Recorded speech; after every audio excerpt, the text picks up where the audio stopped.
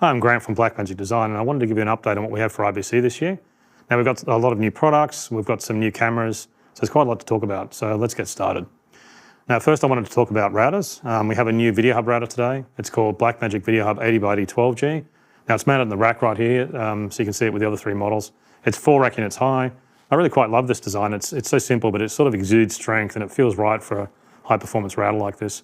Now, the new model has 80 inputs and 80 outputs, and like the other three models, it's got 12G SDI reclockers.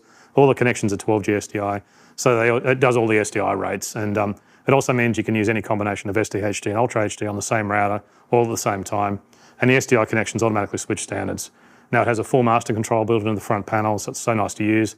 It's got the large 5-inch LCD display with both a light and a dark appearance. You can change that, and it's got the large spin knob on the front panel with a mechanical clutch.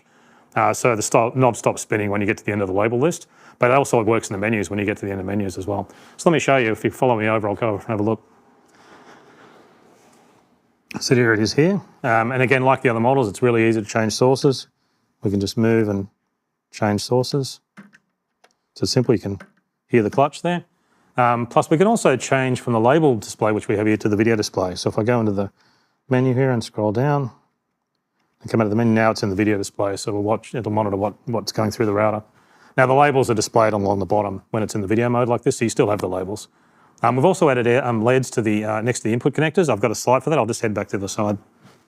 So you can see on the slide there that if you look closely near the connectors, there's a LED for each input, SDI input, and it shows when the input's locked. Now also, while we're looking at the back there, we've got the redundant AC inputs and external reference with a loop out. And also it supports software updates via Ethernet and USB, so you can do them remotely. Plus the software control panel works via Ethernet. And it also works with all the hardware panels as well. Now it supports multiple languages. So now I just want to make a quick comment on repairability. Now this model uses internal SDI interface cards, which means if a connector's damaged, it can be repaired. So if you look on there's a slide there, you can see each horizontal row internally is actually a separate card, and they all plug into an internal backplane. So that makes repair a lot easier because you can change the card out. So I think this is a great new model. Now the new Blackmagic Video 80x80 12G we priced at $995, and the prices can vary a bit depending on government duties and taxes. But that's actually lower cost than the Universal Video Hub 72 model, and that was a 3G router, while this is a 12G router. So we expect it to be shipping in around 4 or 5 weeks when we get the components in. And it's such a nice companion to the other models because the design fits in perfectly and makes it part of a great family. I also quite like the spin knob on the front. It's so easy to use. It's such a nice way of routing. Okay, so we now have next thing I want to talk about is an update for the WebPresenter streaming processors. Now this is for both WebPresenter HD and the WebPresenter 4K models. So we've added some new platforms, but the most important update is adding support for the Secure Reliable Transport Protocol, which is SRT streaming protocol. And that's a modern streaming protocol than RTMP, which we've been using. So although SRT streaming to YouTube's currently got limited availability because you can only use SRT with YouTube if you've been invited into the beta program, however, you can switch the protocols, and so we have it in there. We also have YouTube presets for both of those, so you can just select that. Now RTMP is still available for streaming, so that's always there. Now another new feature we've done is we've added support for custom URLs. If the streaming platform uses a specific URL, then you can just enter that in now. We also added new codec support for the WebPresenter 4K model, so we've now got streaming in H.265. This is often called HEVC. And it's a more efficient codec. It's about 40% less data and for the same image quality.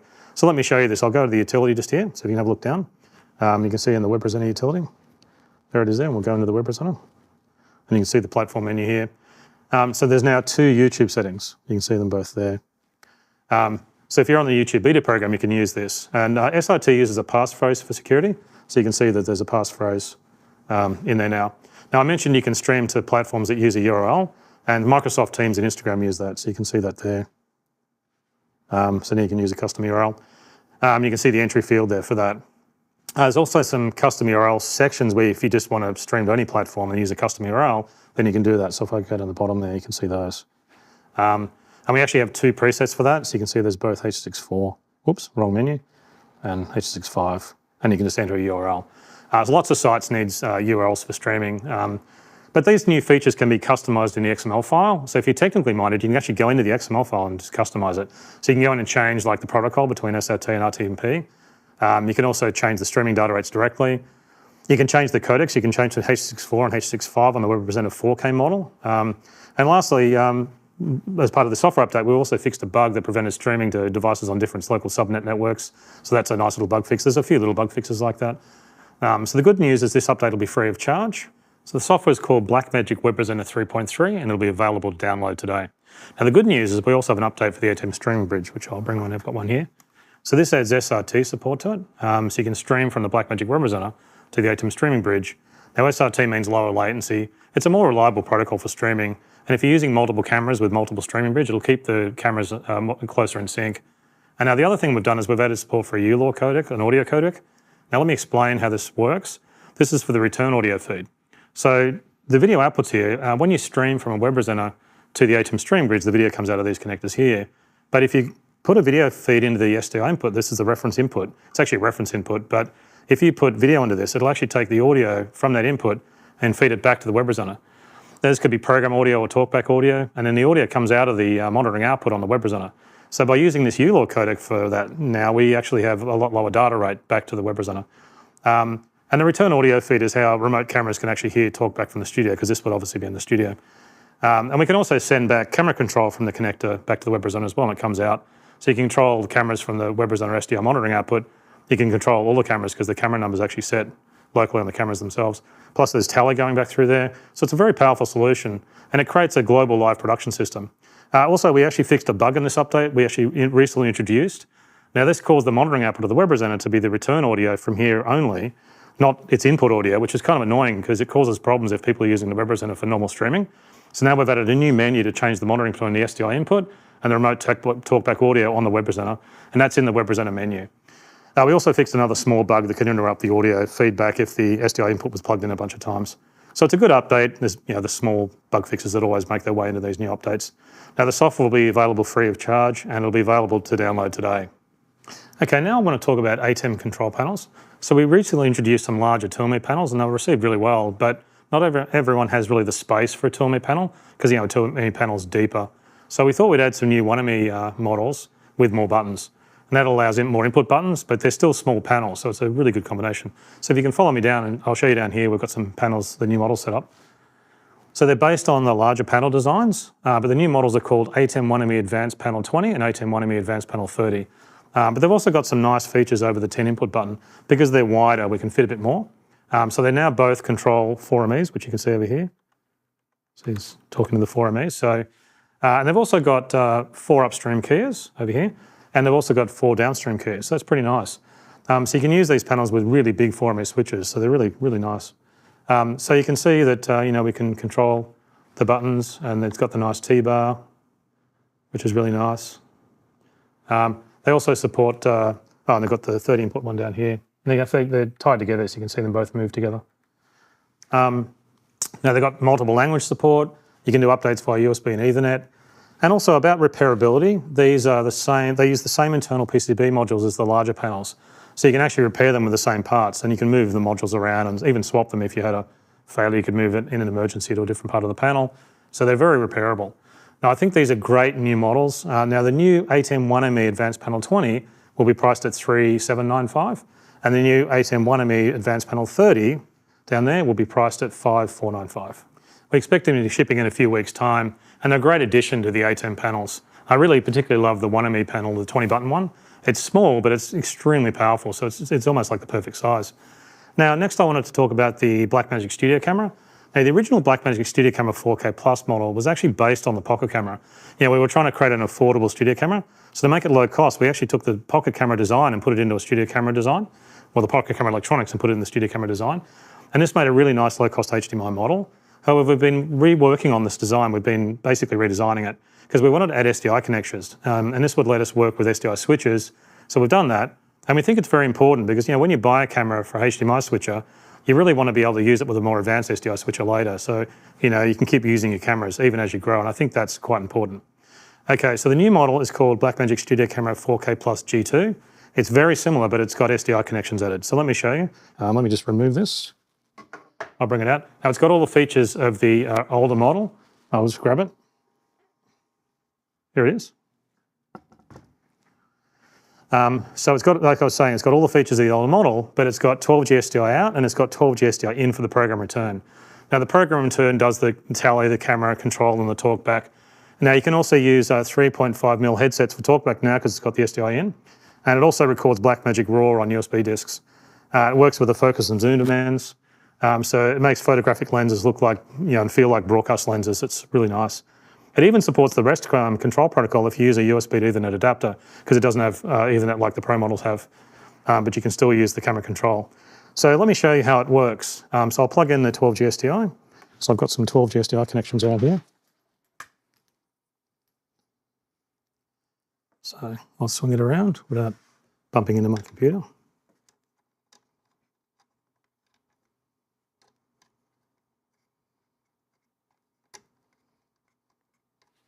I'll plug in some power. To up the screw nut. There we go. So now it should be powering up.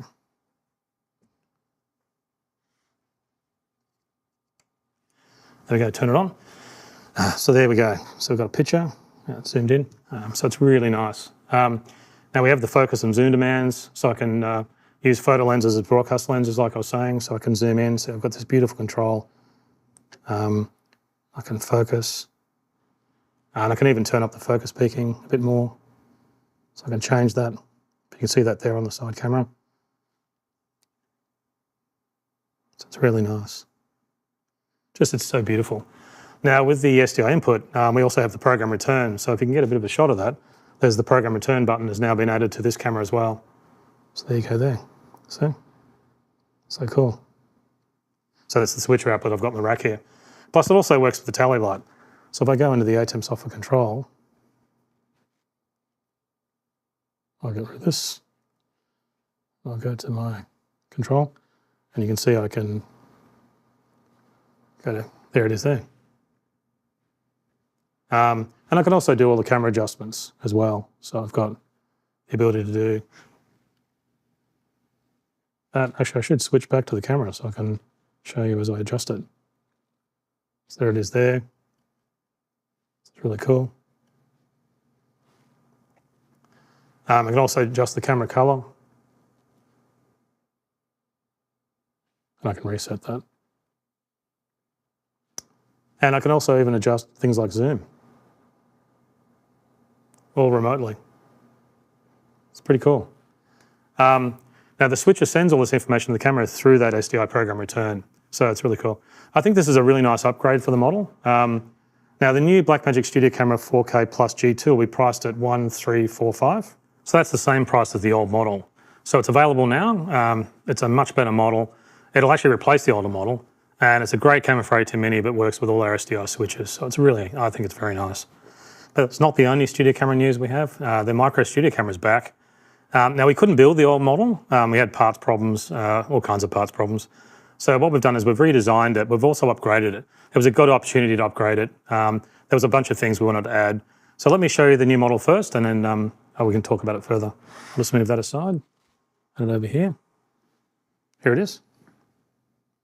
So we get a shot of that. So it does look similar. It even has the battery backup on the back, and it's got the same MFT lens mount, so you can use the lenses you already own, but it's a much better, has a much better 4K sensor. It's actually got the same color science and sensor as the Studio Camera 4K model, as this one. So all the cameras match color really well. But one of the big things we've done is we've used bayonet type mini BNC connectors. They twist and lock on like regular BNC connectors. People kind of hated the old push-on connectors we had because the cables could pop off. But now we've gone to a locking BNC connector. And the big thing though is these connectors handle 12G SDI. So the camera can now do 60 frames a second in Ultra HD. The old model could only do 6G SDI on its connectors, so it was limited to 30 frames a second. So going to 60 frames a second will be fantastic for sports. And of course the camera can be switched to HD rates for HD work. Now the new model has a regular power connector on it, which is simpler. And the USB can actually record Blackmagic RAW to USB discs now. So that's a big update on this camera. In fact, the USB even supports the focus and zoom demands, if you wanted to build some kind of studio camera. And it's even got the REST protocol in there if you use a USB to Ethernet adapter. So that way you actually have 3 different ways of controlling the camera. You can do it via HDMI when it's connected to an ATEM Mini. You can control it via the SDI program return input when you connect it to an SDI switcher, or via Ethernet when you've used an USB to Ethernet adapter. So the HDMI output has on-screen menus for changing the camera settings, a bit like how the Hyperdeck Shuttle does. And you can use the buttons on the front to set the menus. such as like camera number and other functions like that. So let me plug it in and I'll show you how it works. So I've got some video cables that I can plug in. Little mini BNC cables here that plug on, they're quite nice. And I've got a power connection over here, which I'll plug in. I'll screw up the power connection nice and tight, and I can bring it over here. So I'll bring this over this way a bit, so I can get a nice shot. So now we're using the camera control via the 12G SDI input, and we've already set it to camera number 2. So I can show you the camera working if I go back to the switcher control over here. So I'll press camera 2, and you can see the tally lights changing. I'll turn the camera around a little bit so you can see it. See there? You can see the camera. There's the camera's tally light. Looks quite nice. Now we can go to the ATEM color correction software and we can do all the color correction stuff. So we've got the iris control there, which is pretty cool. We can also do the color changes. It's got the full color corrector built into it. So I can move all the colors around and do all kinds of really nice color correction. I can also control the zoom. So I can just zoom in. It's really cool. And I can even do the autofocus. There's an autofocus button there and I can control the autofocus. All that's remote. It's basically the same as the bigger camera, it's just without an LCD. So it really means you can place cameras all over the set. It's really small, so it's easy to hide, and you get some really interesting shots with it. Now, I think this camera will be really popular. The new Blackmagic Micro Studio Camera 4K G2 will be priced at $995, so it's very affordable. But it's a true broadcast quality camera. Actually, it's better because it's got film gamma. So with the built-in color corrector, you get really cinematic looks from this camera. Plus it records Blackmagic RAW to USB discs. I mean, it really is amazing. And now we expect it to be shipping in October, but you can see it's so much better than the older model. So, okay, next we have another new camera. We really love the Pocket Cinema cameras, so I really want to talk about this. They produce amazing images, but we've been thinking about a more powerful model, a model designed for really high-end film with different features. But the problem is it's a bit confusing to add another model of Pocket camera with different features. Because the Pocket cameras do so many things. They're digital film cameras, but they also work as studio cameras with the ATEM Minis. They have a lot of features. And it makes it a bit hard to sort of change the features because you'd lose some features and add others. So we thought what we'd do is introduce a new model specifically designed for high-end film, and it uses the Pocket Cinema Camera Pro platform, so we can use all the accessories, but it's actually a bit of a different camera. So the new model is actually called Blackmagic Cinema Camera 6K. It's the next generation of kind of our original cinema camera in some ways. But it's obviously a lot more modern, but it's spiritually the same. It's designed specifically for high-end digital film. It's a very portable digital film camera, of course. Let me show you, I'll bring it out. Here it is here. There you go. So you can see the platform looks like a Pocket Cinema camera. So you can use all the same battery extender and all the same accessories. If I'll bring out the other camera that we've got rigged up with the Pocket camera accessories. There it is there. So you can see, you know, it's all got the same accessories, but the internal electronics have been completely redesigned. Internally, it's a completely different camera. And so the features are actually quite different. Now, the first big change is the media. This camera uses CF Express, and those cards are super fast, really small, and they're designed for film and video. I can show you the card here. There it is there. So just goes in the side. It also has an L-mount lens. So it's a very shallow mount, so it's very adaptable. So you can put like EF lenses and PL Cine lenses on and a lot more. You can actually use the EF lenses from your Pocket cameras if you've got them. But there's also some incredible lenses for L-mount. So let me show you. So I'll turn on the camera. I'll take off. Yep, yeah, the lens cap is off. Let's have a look. I'll focus on something. So you can see it's, if you can get it over there, it's really cinematic and the pictures are amazing. I'll do a recording. It's pretty cool. It's really nice. And also it works vertically as well, so it switches around to vertical, so you can shoot digital film with vertical, which is pretty cool. So obviously, talking about adapters, there is adapters, so I can show you there's an EF adapter here. I'll take off that. So there's an EF adapter, so we can put that on. I'll take off the L-mount lens.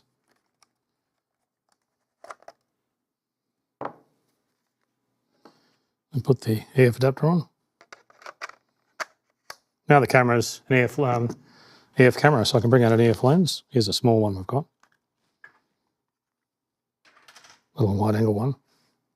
So I can put that on. So now it's got an EF lens on it. So you can see it's really simple. Now that's nice. So you can see we can now frame, we've got a focus. There we go, we've got a nice EF lens on there. And of course you can get other lens adapters, like we've got a PL mount adapter here.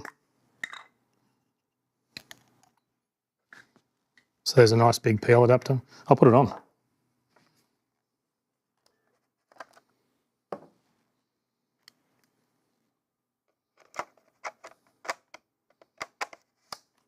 There we go.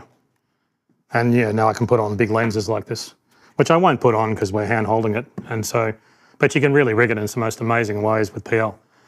Now, the other big thing about this camera is the image sensor. So the reason the images look a bit different from this sensor is the size. We've got a full frame 6K sensor in this camera. So it's 3 times bigger than the Super 35 sensor in the pocket cameras. It's got a 3:2 aspect ratio, so it's has much larger photo sites. And we've also incorporated the latest Blackmagic color science, so it produces some stunning images. So I'll show you, if you can, there's a camera over there, if you can just get a shot down there, you can see there's the PL lens with the, so I'll remove the lens mount so you can see it better. I hate putting lenses down without lens caps. It just feels like the wrong way to treat glass. So you can look down there, I think if you can see a shot down there, you can get the shot of the large sensor. So you can see how nice that looks. So it's a big sensor. I'll turn the camera off. So I'll get rid of all these accessories and lenses. So you can see that the large sensor is full height, so you can use the anamorphic lenses without cropping. So you get the look of anamorphic with the way done properly. Plus the camera has an optical low pass filter installed by default. This is a high-end camera, so having the optical low pass filter installed is really nice. Plus we designed the filter specifically for this sensor, so it's matched to the sensor perfectly. Now as far as file formats go, it records recording in Blackmagic RAW with proxy. So you get Blackmagic RAW quality and color science, plus you can load things like 3D lookup tables, and they're stored in the file, but they're not burned in. So you can disable the 3D LUT and DaVinci later. It gives the colorist a lot of flexibility, so you can turn on and off LUTs because they're not burned in. But the camera also records real-time proxies. So this camera records 2 streams. One is the original full-resolution Blackmagic RAW, and the other one's a H.264 file in HD. So you can do things like cloud workflows and remote workflows in DaVinci Resolve without rendering off, needing to render dissolves. Let me show you. So I just recorded a clip before, so I'll take the media card out. I'll bring it over if you can follow me down. I've got a card reader here. I can plug it into the USB. There it is. So I'll get rid of this. And you see the media card here. And you can see there's the Blackmagic RAW file. Also, I wasn't holding it very steady. And then down inside the folder here, we've got the proxies. You can see we've been using Film Gamma here. So the great thing about the proxies is it means you don't have to render proxies, so you can just start editing immediately, which is really nice. So nice to have that built into the camera. So one thing now, one of our beta testers did a shoot with the camera, and I'd love to show this to you. And it really demonstrates how nice the image sensor in this camera is. So let's roll the video and you can check it out.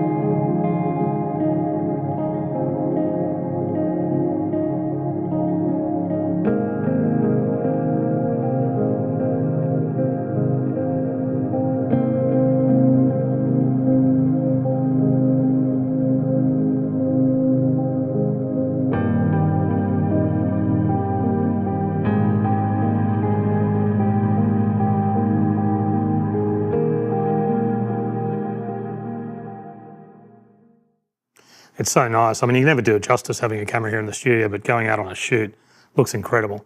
The images from this camera are amazing. And it even has room to grow in the future because we've got space in the camera because we haven't put things like color correctors for live production in it. It's designed specifically for high-end film. So the new Blackmagic Cinema Camera 6K will be priced at $2,595. Again, the prices can vary a bit depending on government duties and taxes. It's just started production now, but it should be available. It's an amazing camera. You know, it's different to the pocket cameras. It's different to a lot of our other cameras. It's very advanced, but it has the benefits of the pocket cinema camera accessories. But it's got the massive image sensor. It's got the optical low-pass filter installed. It's got the faster CF Express media, and it records Blackmagic RAW, and it records proxies. It's just so nice to use, and the pictures look amazing. You know, I think it's going to really help filmmakers on tight budgets. But we thought we could even go further with that. So we've got something quite exciting we've been working on. We wanted to make it even easier for people to create digital film. So we've been working on an app for the iPhone that turns it into a digital film camera. It's called Blackmagic Camera, and it brings the features of our cameras over to the iPhone. It includes the same user interface as our digital film cameras, but it unlocks all the manual controls. It basically allows you to manually control everything. It's got higher quality recording options, and it transforms the phone into a digital film camera. So let me show you. I'll bring it out. I have an iPhone here. I'll just log into it and launch Blackmagic Camera. So let's, we're running that now. So this way, here we go. Actually, I'll show you. There you can see it there. We can get a shot of that. So I'll use the side camera actually, because I think you'll get a better shot because we can zoom in on that. We've got a camera just off to the side here. So I don't know if you can see that. There it is there. So you can see we've got all the same settings that we have on our other cameras. You can see along the top there, all the camera settings, and we've got histogram and audio meters down there. You can bring up the audio controls. And time code. So like on our other cameras, you can change some of the settings by pushing them. It's a bit hard to use it this way. I'll turn off the auto. So now I've got the different color temperature settings. You can see that. If you can get a shot of that with the different color temperature settings, you can adjust it manually. But we'll turn it back on auto. So it's just like the other cameras. There's also a lot of assist features. So you can click on the focus assist tab up there. See if you get a shot of that. You can turn on the zebra. So we've got zebra pattern over the display, and you've got all sorts of other things as well. So I'll turn that back off again. We've got like grids, focus peaking, false color. There's all kinds of stuff in here. It's like basically a lot of things. So we're back on the main screen now. And there's also metadata, so you can tag metadata tag files. That's the button down the bottom there. See, you can see that looks familiar. It's the same metadata screen as our other cameras. Now you can also choose the record format. On modern phones you can do ProRes and H.265, but it also records real-time proxies. So if I go into the settings tab down there, you can see there's the settings, and I can change the formats there. See, there it is there. You can go through the different settings. I'll go back to the camera. So to record, it's really easy. It adds time code to the file automatically, so you can record, and you can record on the phone or external disks. So let's record, and you can see, now we're recording some of the studio. You can see behind the rack over there. So it's pretty easy. So it's very exciting. And also you can rotate the camera vertically, so you can shoot vertical aspect ratios, but we actually have another cool feature called stealth mode, which is currently turned on. Now, to shoot widescreen, you really need to use two hands, which you can see I'm struggling with here. But holding the phone vertically is much easier. But then, of course, the aspect ratio is vertical, and broadcasters don't want vertical aspect ratios. So if you rotate the phone vertically, what we've done is if you rotate the phone vertically, it crops the sensor, and it gives you a horizontal aspect ratio from a vertical phone. So let me show you. So if you can get a shot of that over the side there, I'll rotate the camera, and there it is. See, that's stealth mode. Now it moves everything to the top of the phone because the lower part of the phone is really where you hold it. It's like a handle. But the lower part of the screen is used when you're changing settings. So like, so if I go to those focus settings, see that stuff all comes up down the bottom there, if you can see that. So it's all still there. So no one will know you're shooting professional widescreen video when you're out in a crowd, and I can start recording. There I go, see, now I'm doing a recording. So it's really cool. So it just looks like, you know, you're doing a normal vertical aspect ratio shooting. You can set that in the preferences. If you want normal vertical aspect ratio, you can set it in the preferences. But let's look at some of the other features. So you might have noticed, if you get a bit of a shot there, there's a media tab. Now, this is where the recordings are stored. And yeah, look, the Blackmagic camera app is standalone. You can copy the media with the Files app. You can, on newer phones, you can record to external disks. But Blackmagic camera is a lot more powerful than that. it can connect and upload media directly to Blackmagic Cloud. So it means the phone can shoot and upload clips directly into the DaVinci Resolve bin, and it makes it a truly global post-production workflow. Now, we recently introduced Blackmagic Cloud Server, a project server, which lets you share your project worldwide, or even between different computers that you work with. But now we're going to take that much further, because we're going to basically log into Blackmagic Cloud and storage in there. So this phone's already logged into Blackmagic Cloud, so it makes it faster to show you. But let's go to the Media tab, and I'll show you what's in the Media tab.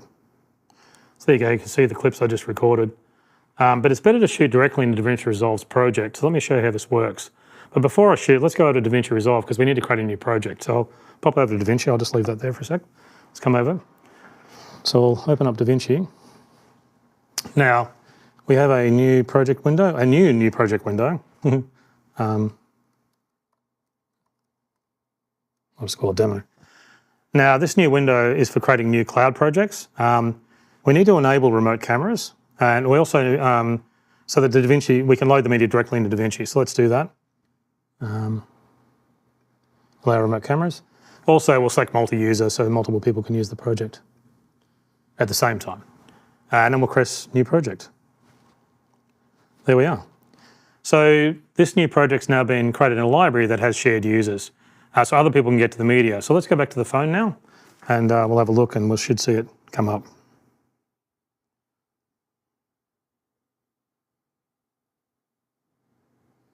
There it is. So now we've selected that. So the app is logged into Blackmagic Cloud, so you can see the projects, and now we've selected the project. So let's go back to the camera screen, if you can get a view of that. And you can see that the project name is actually above the timecodes. This is how you tell that it's connected to a project. It's actually, the project's listed above the thing, above the timecode. So let's do a recording. I'll move my arms around here, it's a bit horrible. Okay, so there we go.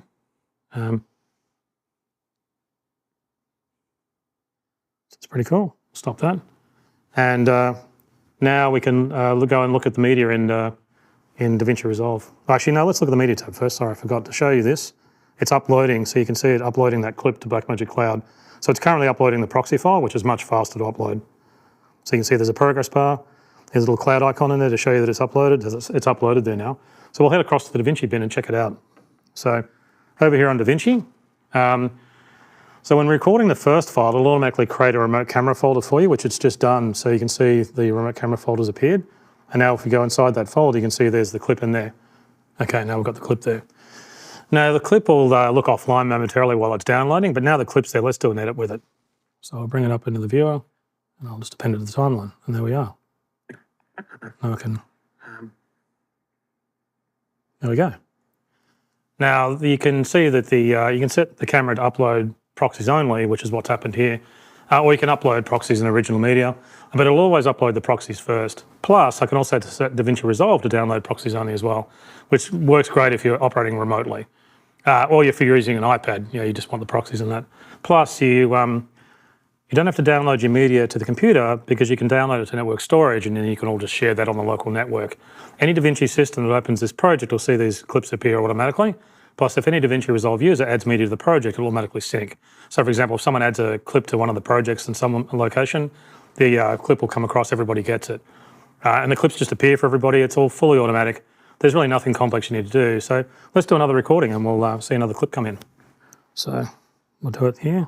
Go back to the camera, and we'll do recording. Maybe we'll record the studio camera there. Go into the connectors. That's a bit blurry, I should refocus. There we go. So now that's done. Now we'll go across to the media page. You can see that uploading. But more interestingly, let's move across to DaVinci, because we can see it come over. So you can see over here. And you'll see the clip will now upload.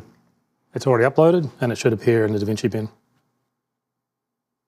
There's the offline clip come in. So it'll be downloading the content now. There it goes, there's the clip. So we'll double click that, and we'll add that into the timeline. You can see how, oops, there it is, there's the shot we just took. There's our other shot. Now, if you've got other media on your phone, you can also copy that over. So let's upload the original shots we took before we created the project, because we want to be able to upload that into our new project as well. So I'll show you where that is. So if we go across here, we can say all clips, and you can see the early clips we did. There they are there. So let's load one of those. We can upload that to the cloud. Into demo, and upload. There we go. If we go back to the media tab, you can see that's now uploading. And that'll also go across in the DaVinci bin. Plus, you can also upload clips from the photo album and in the phone as well. But let's go across and have a look, and you'll see that extra clip come up. There it is. There's the offline clip first as it first comes in. That's because the information about the clip comes in before the clip itself, before all the media comes in.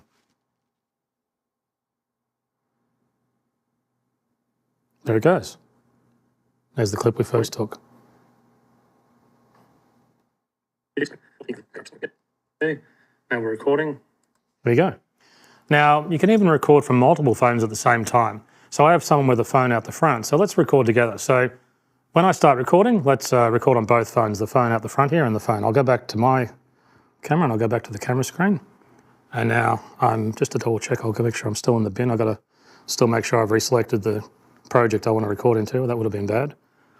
All right, so let's go across and start recording on the two phones. So I'll let you know when we're ready to go. I'll record over the back here. Okay, ready? Let's record. So here I am, recording some of the hyperdecks. Going on that. There it is across there. Let's go across to this monitor over here. This is our DaVinci project. It's just a TV of the DaVinci project. And I can go down to panel. All right, let's stop. Now if I go to the media page, you'll see that that recording is uploading. So what we'll do is we'll want to see both clips appear in the bin. So you can see there it's almost finished uploading. So let's go across the DaVinci bin and have a look. So we've got 3 clips in here at the moment, and we'll wait for the other 2 clips to come in. There they are, both clips have come in at the same time, and they're all both downloading now.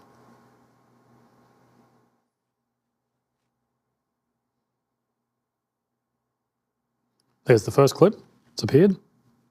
Looks like that was the one from my camera.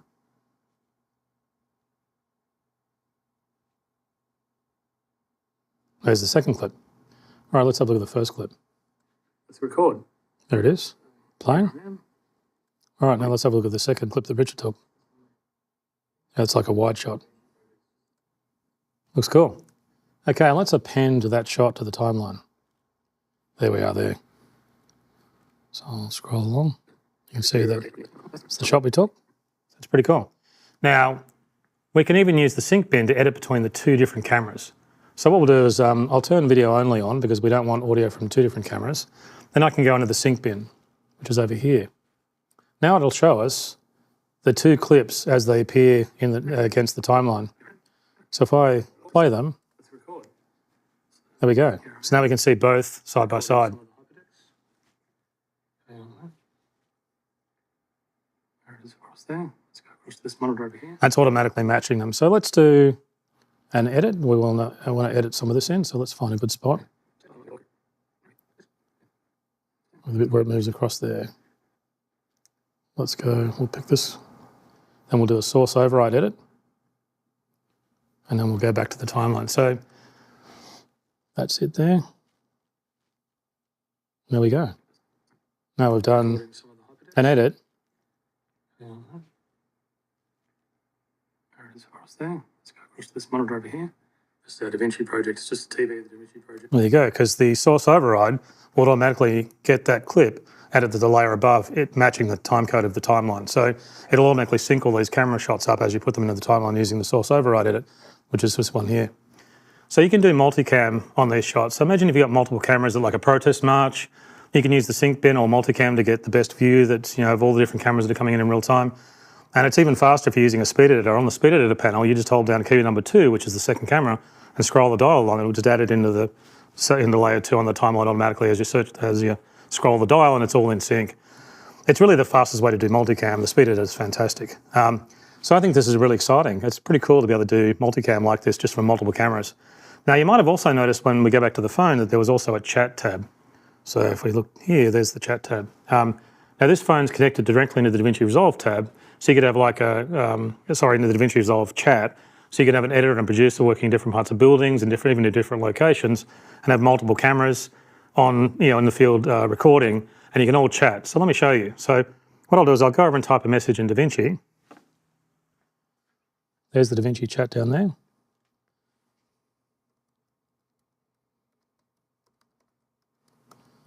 Great shot.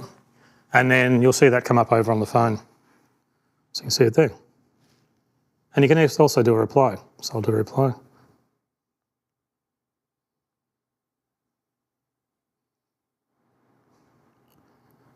There you go, and I've sent that.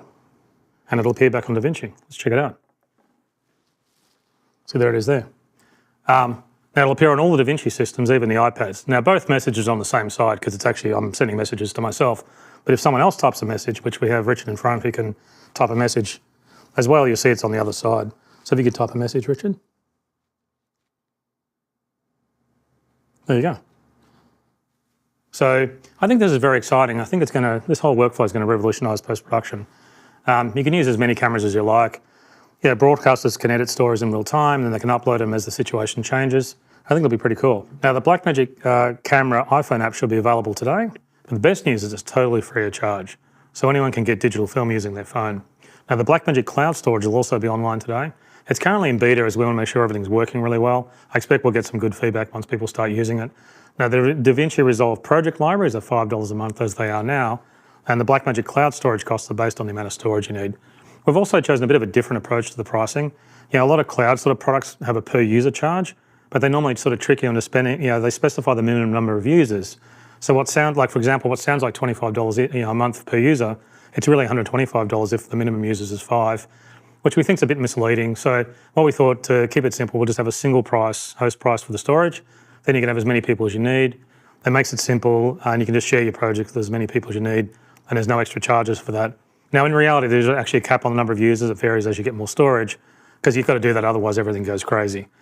Now, the new Blackmagic cloud storage should be online today. The prices are actually listed when you create the storage. It'll tell you what the prices are. However, that's not all we've done. What we've also done is we've added Blackmagic cloud support to the Ursa Broadcast G2.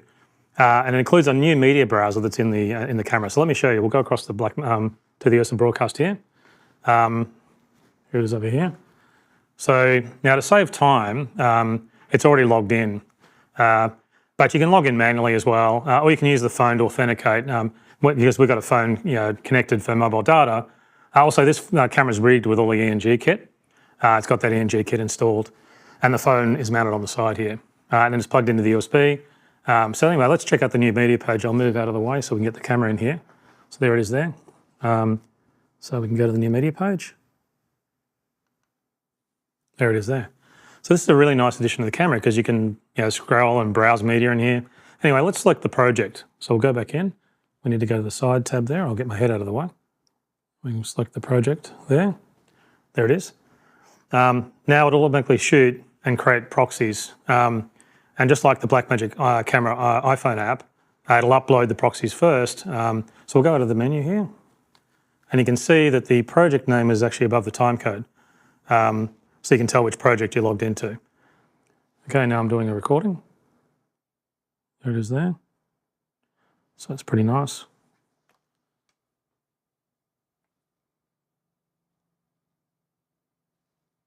Pretty cool.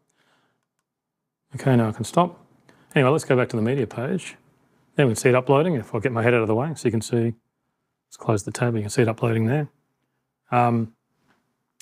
Now, the camera settings allow upload of proxies only, or you can do proxies in original media.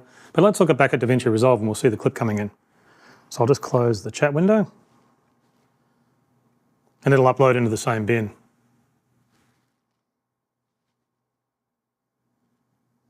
There's the clip appeared. Now just waiting for the media upload.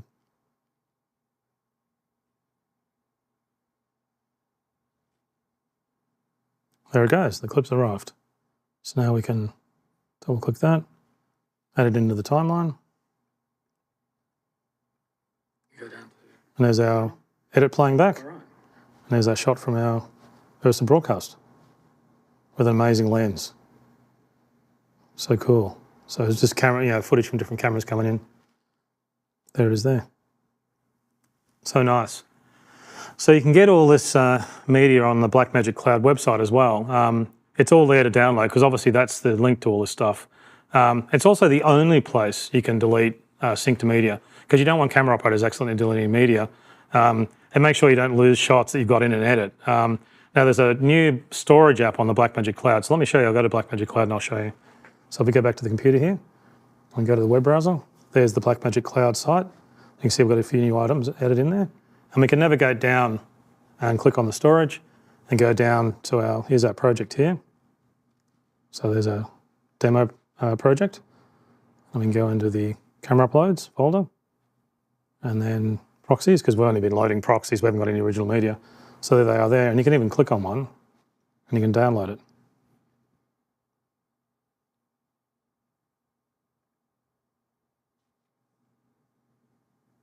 There it goes. Now it's downloading the files. So you can just download the media from here, and you can also delete the clips from here. So it's really exciting. Now, I think this workflow will be pretty amazing.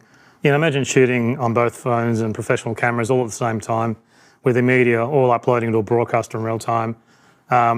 Imagine news stories being updated with new shots each time they play. Currently, I've noticed a lot of news channels just repeat the storage multiple times, but you could keep adding new shots into those stories and have them updated every time they play. It's pretty cool. Plus, of course, DaVinci Resolve is not only an editor, it's also a color corrector, a visual effects tool, and an audio post-production solution. So all these different skills can all be working together from any point in the world. So it's really very exciting, and everyone gets the same media all at the same time. It's an incredible workflow. Now, as far as availability, this Ursa broadcast software, we're still working on it. Now, we'll be showing it at IBC, but I think it's probably going to be early November when it's available. But we'd like to public beta it sooner than that. It's a very big change to Ursa Broadcast G2, but the software update will be available free of charge to anyone who owns an Ursa Broadcast G2. They'll get the update. And also, you might have been wondering why the new Blackmagic Cinema camera records proxies, and this is why.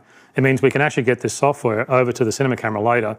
But first we'll perfect it on the Ursa Broadcast G2, and then we'll port the software over to the new Blackmagic Cinema camera so cinematographers can use it as well. Plus, we also want to add Blackmagic Cloud support to the Blackmagic Cloud stores. So you don't need to download the media via the DaVinci system.